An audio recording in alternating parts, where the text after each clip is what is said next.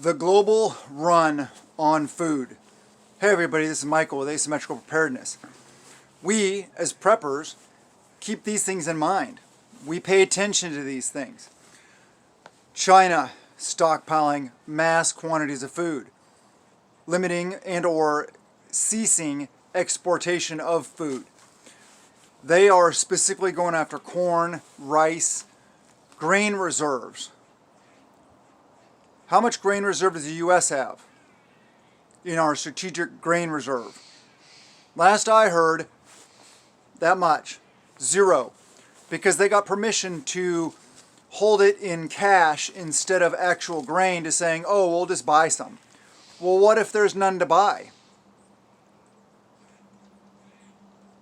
The government's not going to feed you. That's where I'm going with this. A lot of other countries out there, Russia, China, and I forget some of the other ones, are stockpiling food. Now, is it due to the increased threats and aggression it seems that we're headed towards? War, those kind of things? Possibly. But they look ahead, they're thinking about things like that. They're actually trying to provide for their people because they understand that people are the ones that can either grow a nation, bring a nation back, recover a nation, or expand a nation.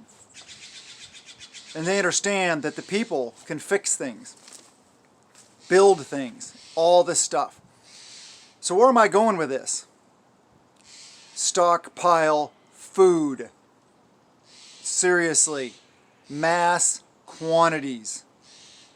And why do nations have a strategic grain reserve instead of a canned good reserve or a vegetable reserve or something like that? Because grains, A, they keep a long time. B, grains are kind of like the staff of life. I mean, yes, you can't just eat rice, you can't just eat corn. But having dry goods like that set aside stretches, and it will enable people to survive. Maybe not thrive, maybe not have the best diet, but it is big time in food security. So I recommend you guys up your food security game. One thing, I haven't figured out how I'm going to show it to you, but maybe I'll just show you one of them right now. 25 pounds of rice. And 3 more right there. 200 pounds of rice at Costco. The first 2 were 10 something a bag, $10. So we're to say 21 bucks, 22 bucks, whatever, for 50 pounds.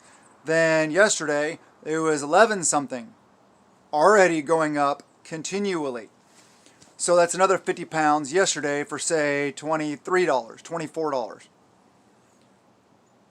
So you're talking under 50 bucks for 200 pounds of food. That's where I'm going with this. Stockpile food. The rest of the world is. Why is the United States not doing it? I think because the United States is under this illusion. I don't know why. This illusion that, oh, well, we're in the United States, it can never happen here. We fight all our wars on everybody else's soil. Well, I'll tell you what, that won't always be the case. War will come to our soil, eventually, someday. Who knows when, but it happens. And or we will be crushed economically and maybe via cyber attacks. We can be crushed like that. And maybe no boots will actually have to hit the ground here on U.S. soil. But I think that would be the follow-up anyway to those other things I just talked about. Do I think we're headed there right now? No, not necessarily right now. In the near future, possibly. But what I'm looking at is having a lot of food. Our nation, our country, the government is not preparing for you. The little preparations that they have, they're preparing for themselves. They're preparing for people of influence, people of power, people of extreme wealth. That's who they care about. They don't care about you. I used to think they cared about you because of your vote and your taxes. Okay, so maybe they care about you because of your taxes. But voting, pff, we've already seen how well that works. Man, if all of us here, if every single subscriber on this channel, 25,105 or 7 or something like that, I think, 25,000 people stockpiled hundreds, thousands of pounds of rice, beans, corn, wheat, barley, lentils, garbanzo beans, aka chickpeas, split peas, all these things. All those kind of dry good type things. Quinoa, there's a lot of them.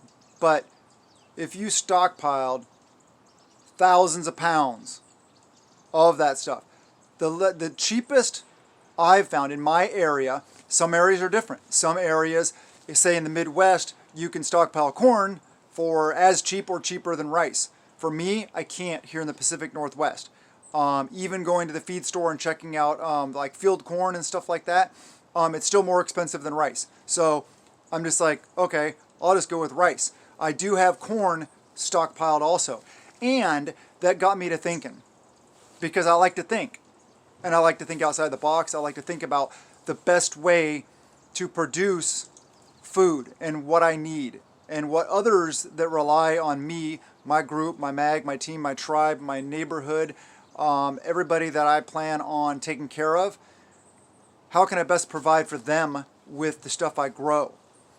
So that's one thing. I grew my largest raised bed, which is I think it's a 5-foot by 12-foot bed.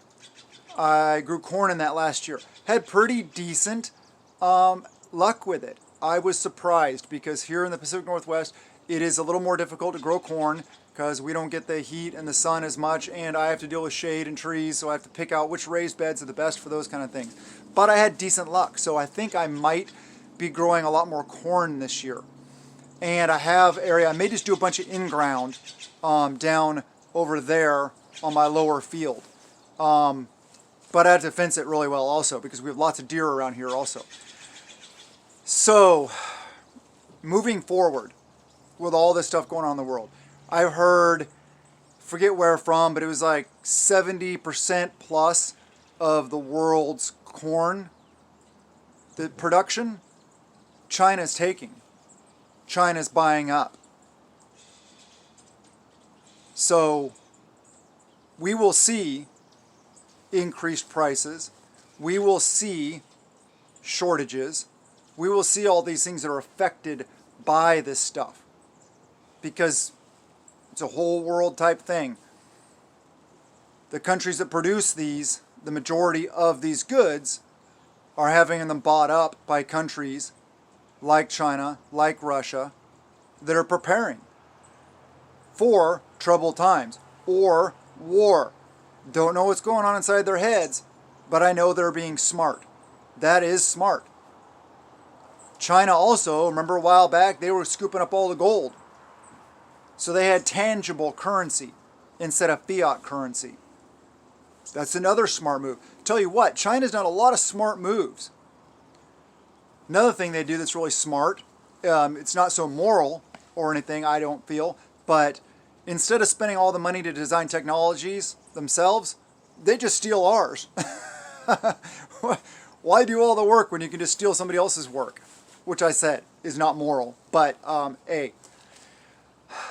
stockpile mass quantities of food. Recently, we're always looking for more places to put food storage, and we're working on some bigger projects right now that will help us in that regard. But one of the ones was we have a California King bed, and so those black totes with the yellow lids, 8 large totes, the larger ones, which I don't really care for food storage because they get really heavy.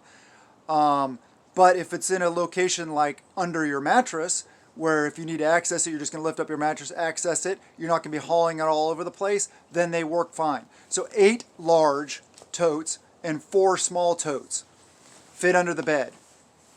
Just threw 2 sheets of plywood.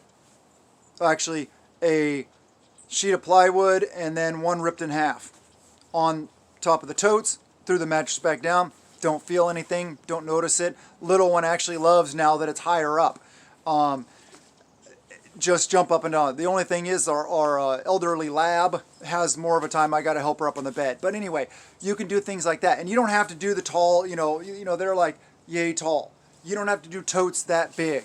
You can do shorter ones. Or what you can do is you can just do something simple, like maybe make a 2x4 frame underneath there and just throw canned goods all in there. And then throw a sheet of plywood over top. Or maybe you don't even have to worry about the plywood. Depends on your mattress. The only reason why I threw plywood is because I found out that the totes, the ridges with those little bumps on them and stuff like that, those are high spots, and then the lids were low spots. So I kept rolling over, and it was really awkward. So I threw some plywood down there. But anyway, that's kind of off topic. The main topic is stockpiling lots of food. And here I'll show you. So I showed you this one, 25 pounds. Then, just so you know I'm not lying, there's the other 3. There's another 75 pounds. Yeah, 75 pounds. Oh, never mind. Brain fart. Not 200 pounds of rice, 100 pounds of rice I got recently. Sorry, I think I said 200. Anyway, 100 pounds of rice. 4 times 25 is 100. Yes, corrected myself. I can do math sometimes. But, if it exceeds my fingers, it becomes more difficult. Anyway, food is security. Food is freedom. Food is control. Food is power. Seriously. I can't say it enough. Stockpile mass quantities of food. And if the majority of it's rice, because it's the cheapest, or the majority of it's corn, because it's the cheapest, fine.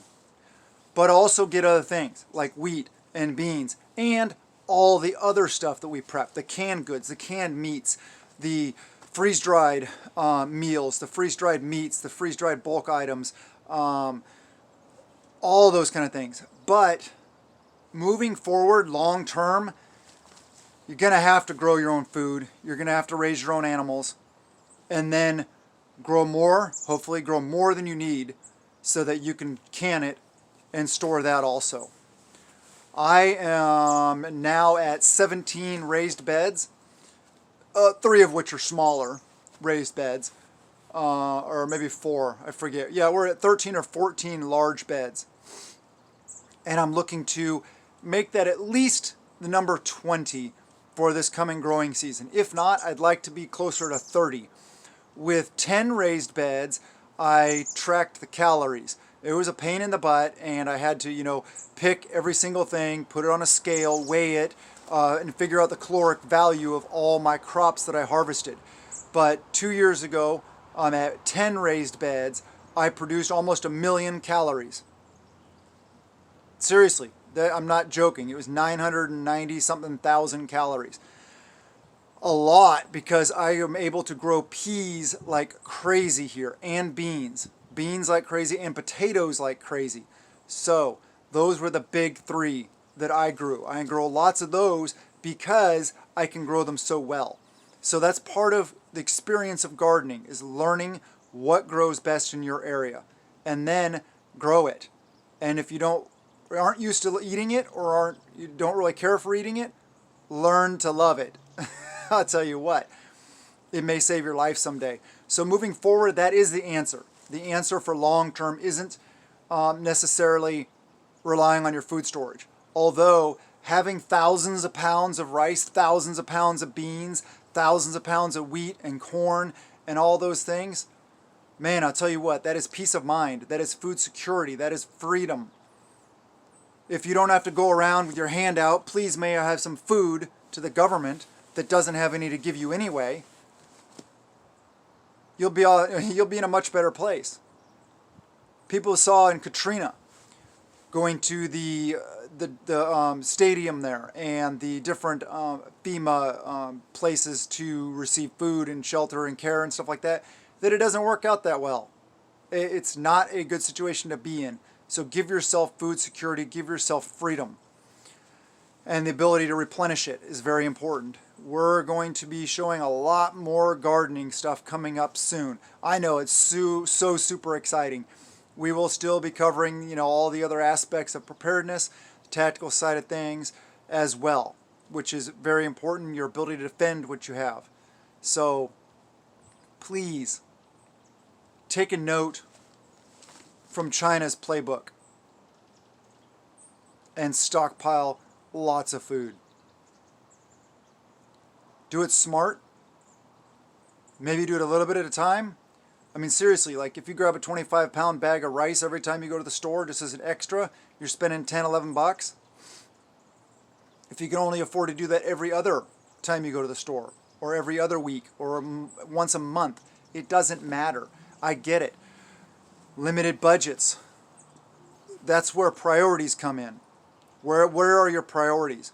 Are your priorities to spend all that money for an expensive cell phone bill, brand new, big screen, flat screen, smart, whatever TV,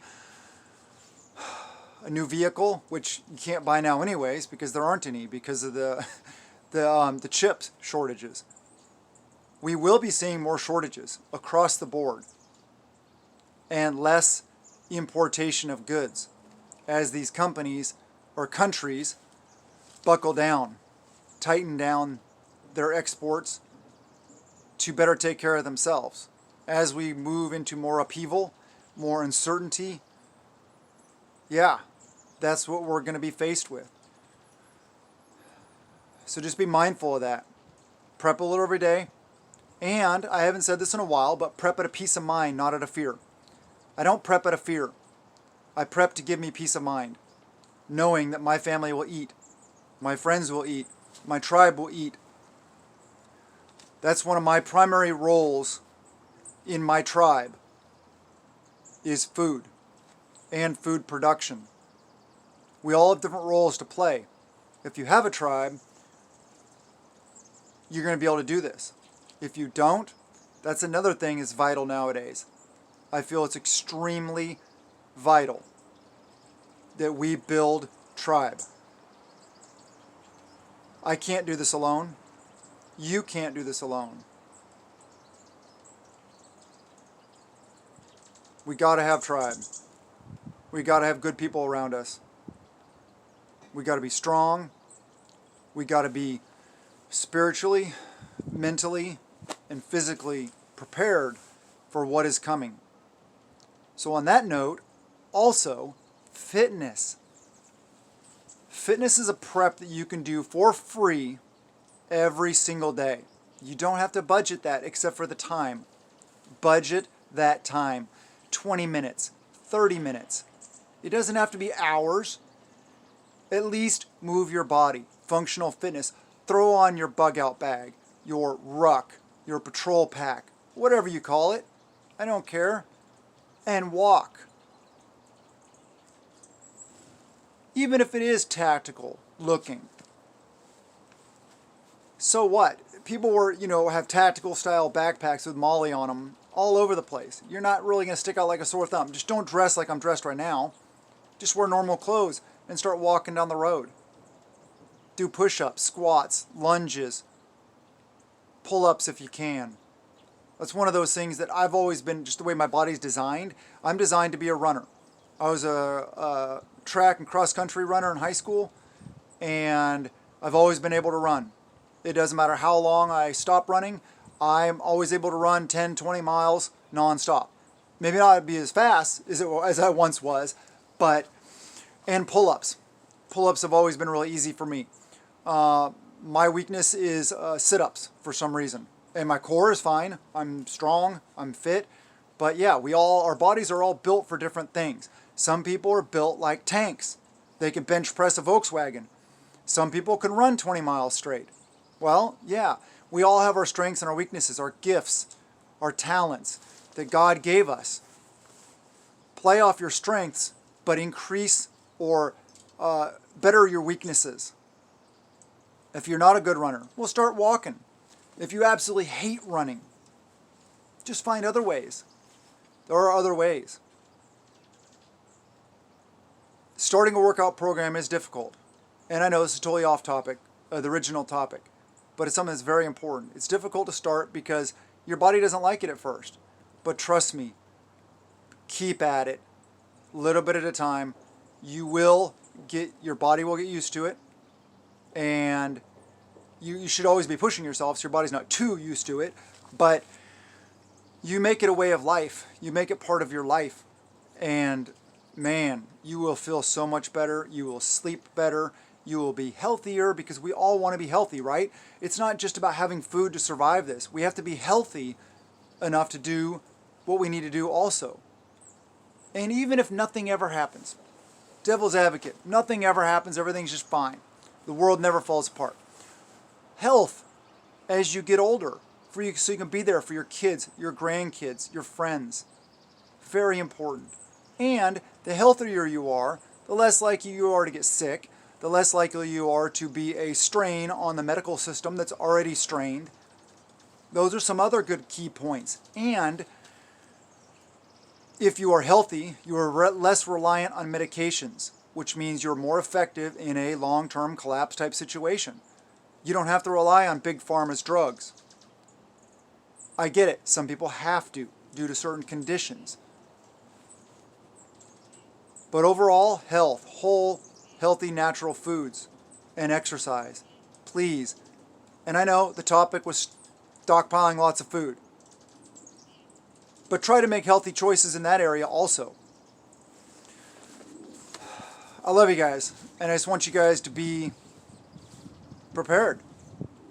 I want you to have that peace of mind, knowing that you're not going to have to sit there and watch your kids starve. Actually, I guess I would never watch my kids starve anyway, because I would starve first before they would. And I'm sure you feel the same way. A little every day. Keep moving forward. Prioritize preparedness. I love you guys. Have a wonderful day. And blessings to you and yours.